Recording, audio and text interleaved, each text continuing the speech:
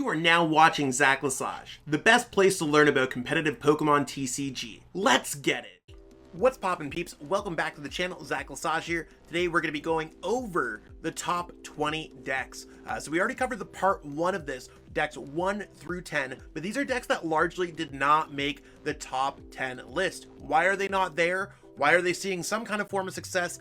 I'll let you know what's going on in this video. There's a lot of movement in these videos compared to the top 10. So if you want to know the whole metagame of Pokemon, or just generally see some cool decks, by all means, this video is going to be a treat. In the pinned comment, there are going to be lists and videos for most of these decks, so you can learn how to play them. You can copy and paste them into PTCGO. And if you want to pick up any other cards, you could go to PTCGOstore.com, plug in code ZLesage5 to save 5%. That code is in the description. That being said, let's jump into our number 20 deck and see exactly where we're starting off with. Galloping into number 20 and previously at number 13 is Shadow Rider Calyrex VMAX. This deck is largely been hopping up here or there, getting a couple placements, but you can see it's relatively low with 40 CP. If you haven't got a chance to check out the number 1 through 10 video, the one that I post every Monday at 12 p.m. Eastern, Mew had 2150 CP. So you could just kind of put that into perspective, how low on the deck spear that Shadow Rider is. I don't really you know what I'm saying? Shadow Rider's cool, not as good as Mew because it shares the same weakness and doesn't necessarily solve anything. I mean, this deck does have options, and I mean, maybe in Brilliant Stars we could add Whimsicott V-Star, but again, we still gotta figure out will this deck ever really work again?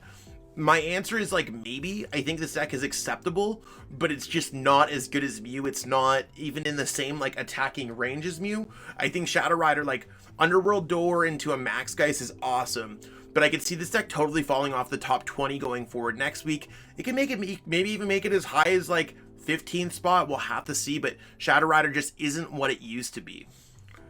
Breezing into number 19 and falling from number 16 last week is LEAFEON VMAX. This deck's all about using Grass Knot, kind of hitting your opponent for extra damage based off the retreat cost, and Galar Mine can really make that happen too. Of course, we have the Inteleon engine that seems to be in most decks nowadays, with Shady Dealings to search things out, Quick Shooting to apply some pressure, and again another Shady Dealings Inteleon to double up. I think that LEAFEON VMAX is the unfortunate case of being a very powerful deck, but it doesn't necessarily connect nowadays because the top 2 decks, Mew and Jolteon, both have 0 retreat cost. So when we look at a deck like this, we got to look for opportunities for it to grow. Will it grow with Brilliant Stars? Well, it depends if Pokemon have retreat costs or not. We really have to see how that metagame develops. I do want to let everyone know that we do have the LEAFEON V-Star promo box coming out in a couple weeks.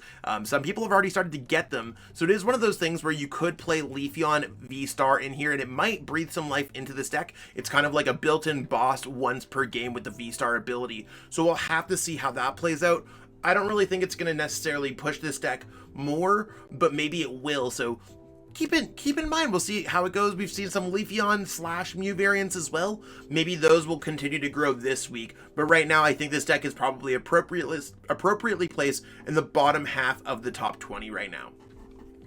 Breathing fire at number 18 and not even making the top 20 list last week is Yakimaru's take on RAYQUAZA VMAX. So I really think that this is the type of deck that's gonna hop in here or there, maybe depending on if the few Ray players in the game have time to play in events. The deck can do okay, but reasonably. I don't necessarily I don't feel like Ray is where it's at. I think there's a lot of other decks that are similar to Ray or anything else like that. Ray largely has been a flop since it came out. It's peaked as high as the top 20. Maybe it made 10th one week, maybe, but reasonably it's been an underperforming deck for anyone who's put their hands on it, myself included. I do think this build is really cool with Adventures, Discovery, Rose, all that good stuff. But at the end of the day, we got to look forward. Brilliant Stars does have Raichu V. Raichu V has a very similar attack. It does 60 times instead of 80 times, but you can discard your energies off of anything. I actually recently covered an early deck list of it, or at least just a kind of skeleton list. So by all means, check that one out if you are a Ray fan, because it might just be better. Maybe Ray gets better with our next set with Ultra Ball. We'll have to find out, but I don't think it's where it's at. This deck could easily fall off the top 20 list going forward. Again, I do want to let everyone know in the pinned comment below, we do have lists for these and reference videos for most of the decks in this video, so by all means check that out. Rapid striking it up at number 17, and falling from number 15 is Rapid Strike URSHIFU VMAX with Galarian Moltres V. I've kind of made my point on this like for the past few weeks, and this deck has gradually declined, so at one point I really hope that I'm not part of the decline, but I'm just going to share my thoughts on what I think is reasonable. This is a Fighting in Dark deck. We already have a Fighting in Dark deck at number 5. Single Strike URSHIFU VMAX with Umbreon VMAX. While these are both similar, and you might be like, oh, it's URSHIFU and URSHIFU, what you talking about, Zach? One has Single Strike, Roar, Houndoom to kind of blend that deck all together. It's all Single Strike stamped. This is half a Rapid Strike deck, half a Moltres deck, and kind of using Inteleon as the popsicle sticks and glue to keep this all together. What I mean by this is like, this deck can work, and when it works, it can be effective, but I'm saying can because I don't definitively think it is, and I think there's a more effective Fighting in Dark deck just for the metagame right now. Rapid Strike URSHIFU has seen a lot more success with Melony or with none of the above than with Galarian Moltres. So reasonably, if you're trying to do a Fighting in Dark deck, maybe look for a different area. I don't think this is it, and I think this deck will eventually fall off, or maybe just like hang on for dear life at 20th. You can see it went down from a top 7 deck, top 10 deck, 11, 13, 15, now we're 17. Like, it's really falling down the ladder. So if you are looking to pick up some successes in tournaments, I really would not recommend this one. I'd recommend another Rapid Strike URSHIFU variant, but even that right now I wouldn't recommend at the current moment in the metagame. Blissfully bursting into number 16 and not making the list last week is BLISSEY V. So this is really one of those decks that popped up. It won, I believe, the On Guard event by James, and it's really one of those things where I'm not entirely sure how I feel about BLISSEY. In a lot of ways, I think that its attack is awesome. You can build up a bunch of energies. I do like this take. I didn't necessarily rip their list or anything else like that. I had a very similar list for BLISSEY because the ones that have floated around are all like heal, do a lot of whatever. I do like Path to the Peak when it comes to this deck to really slow some things down. I like the healing disruption kind of things. So this kind of feels like a budget version or a more heal-based version of Duraludon with the lack of HP and the lack of Skyscraper. I do think there's better opportunities to be playing a deck. So if you are a BLISSEY fan, this deck is cool, but it's probably better to play Duraludon. I think the matchup spread might be a little bit better, but this is a deck that, like, it has emerged. It has won a kind of bigger event. We'll have to see if that was a one-time kind of thing or if it's going to see success in the future. I don't necessarily have a video covering this one yet, so it might be worthwhile, but I did cover BLISSEY when it did originally come out in either Battle Styles or Chilling Reign. It's one of those like cards that came out from one of those sets. It's all a blur. Let me know in the comments which set it came out in. I'm sure all y'all know way better than me. I think BLISSEY's cool. I just don't know how cool it is, and I think Duraludon might be a better version. Looking it up at number 15 is GENGAR VMAX. Now this deck has fallen from the top 10, so I'd like to dive into these ones a little bit deeper, and I'm a little bit of a GENGAR fanatic stan. I really like to push the early builds of the GENGAR VMAX, and here we have it now. I like this build of the deck. I think this is pretty close to what I think a finalized build should look like. But reasonably, I think players are just choosing to play other dark decks or maybe cards that they already had. So we had Eternatus VMAX make the top 10 list this week, and I don't want to spoil anything from that deck, but I did post it yesterday on Monday. Check it out, by the way, if you haven't got a chance. I already linked it at the top of the video somewhere in here, but it is one of those things where players might have Eterns and Umbreons, and they might not have Gengars, and that's cool. I think that if more players had Gengar or tried it out, or if maybe a few less people played Single Strike, this deck would see success. So I largely think it's or so I should say more success, because when Gengar pops up, it does very well. I think Gengar is more unique than most people think, and really think that it has a decent matchup spread in this metagame. Gengar just seems it needs more people to play it. So what I encourage you to do is try Gengar. Gengar to me is definitely a top 10 deck. We had a lot of new entrants into our top 10 this week, which seemed to fizzle it out. This past week was really weird for event coverage because I hosted 4 tournaments myself. Maybe people played less Gengar overall because they were more serious tournaments, or maybe people played less Gengar or tried to go with more of a, I don't know. It's one of those things where the tournament results are a little bit weird this week, and it might just be because people tried to play the game a little bit more seriously and only playing like the top 3, 4, 5 decks, stuff like that. So by all means, give Gengar a try. This is my most updated build. I think it's absolutely awesome. Breathing hot fire at number 14, and falling from number 9 last week is Victini VMAX. So in a similar case to what we just saw with Gengar, we have another deck that dropped out of the top 10. Now maybe the top 10 can now encompass the top 15, and maybe those 7, 8, 9, 10 spots are up for grabs and can mix with the top 15, and that might be where our metagame's at as things have changed, because our top 5 is solidified for the second week in a row, and I don't necessarily see it changing too much. We might see a placement change here or there, but with decks like Zacian V falling off a little bit, and we see LEAFEON falling off a bit, Victini's not getting any type advantage, and it also struggles against Galarian, Weezing, and a few other decks, and doesn't necessarily hold its own as much as it would like against decks like Mew, or even Jolteon's a weird matchup. I think Victini's kind of appropriately placed in this kind of, if Lee Bui decides to spike up and play and win a tournament with this, it could be super cool. I think Victini's super quick and awesome. It might just struggle a little bit with our current metagame, so keep that in mind. I don't think Victini's a bad deck by any means. It has a lot of really cool tools, and I think Lee's build is awesome, but we'll have to see how it plays out for the rest of Fusion Strike meta. It's probably in that 7 to 15 range if I ever saw a deck that was. Galloping all the way to number 13 and falling from number 11 last week is Ice Rider Calyrex VMAX.